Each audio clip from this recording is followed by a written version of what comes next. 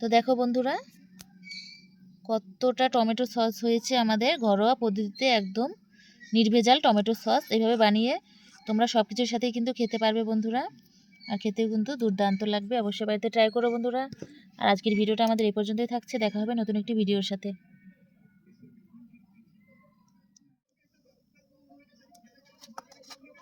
তো বন্ধুরা দেখো, আজকে কিন্তু বানাবো টমেটো সস। আর তার জন্য দেখো একদম গাছের টাটকা টমেটো নিয়ে এসেছি আজকে বাজার থেকে, একদম খুব সুন্দর লাল টকটকা। দেখো বন্ধুরা, আমি এখানে 1 কিলো টমেটো নিয়েছি। চলো এবার টমেটোগুলোকে ভালো করে কেটে ধুয়ে নেব। কত বড় বড় সাইজের টমেটো দেখো একবার।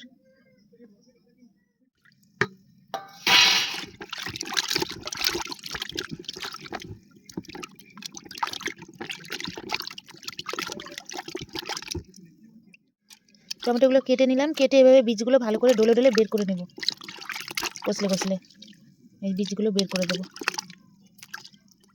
পিস পিস করে কেটে নিলাম, দেখো বোটাটা কেটে নিতে হবে। তারপরে কিন্তু 4টে করে ফালটা করে দিয়েছি মধ্যখান থেকে, আর বীজগুলো সব ভালো করে বের করে নিয়েছি। আমি কড়াইতে দিয়ে দিচ্ছি, দিয়ে একটা থাল দিয়ে চাপা দিয়ে রেখে দেবো। তো দেখো বন্ধুরা, টমেটোটা একদম সেদ্ধ হয়ে আর এত সুন্দর অনেকটা কিন্তু হয়ে গেছে, আর একদম নরম হয়ে গেছে। দেখো কত সুন্দর গলে গেছে। আর আমি 2-1 মিনিটের মতন জাল করে নিয়ে তারপরে কিন্তু এটা ভালো করে ছেঁকে নেবো নেট দিয়ে। নিলাম আর বাটির উপর এরকম একটা নেট নিয়েছি, দেখো এই নেটটা দিয়ে দিলাম। তারপরে কিন্তু আমি এখানে টমেটোর জুসটা ঢেলে দিয়ে তারপর কিন্তু চিপড়িয়ে বের করে নেবো খুব সহজেই। একদম 1 মিনিটে বেরিয়ে যাবে এটার থেকে জুসটা।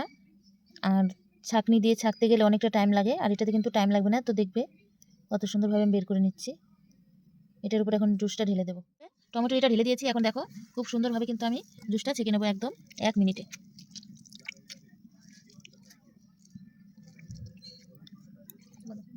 একদম কত সুন্দরভাবে চিপড়িয়ে কিন্তু সব টমেটোর জুসটা আলাদা করে নিয়েছি। আর এখানে দেখো কয়েকটা বিচি আছে আর ছোবাগুলো আছে, দেখতে পাচ্ছ বন্ধুরা। আর এদিকে বাটিতে দেখো আমাদের কত সুন্দরভাবে টমেটোর জুসটা বেরিয়ে গেছে, দেখো কত সুন্দর হয়েছে।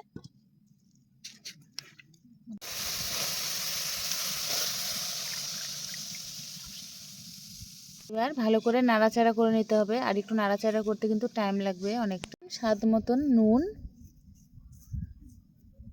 চিনি দিয়ে দিলাম, একটু পাকা তেঁতুল নিয়েছি, সেই তেঁতুলটার থেকে একটু পাল্প বের করে নেব।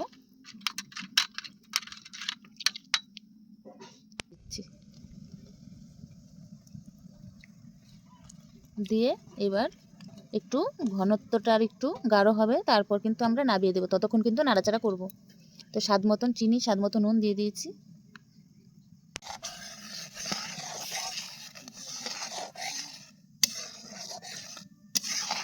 এইভাবে অনেকক্ষণ নাড়াচাড়া করে নিতে হবে।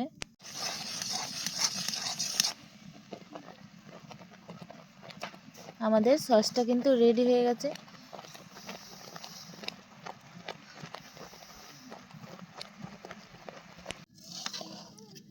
তোমরা যে যেরকম ঘনত্বটা রাখবে সেরকম করে নামাতে পারো। দেখো আমি এইভাবে ঘনত্বটা রেখেছি এরকম। এখন কিন্তু আমাদের সসটা রেডি, এখন কিন্তু নামিয়ে নেব, তাহলেই কিন্তু হয়ে যাবে।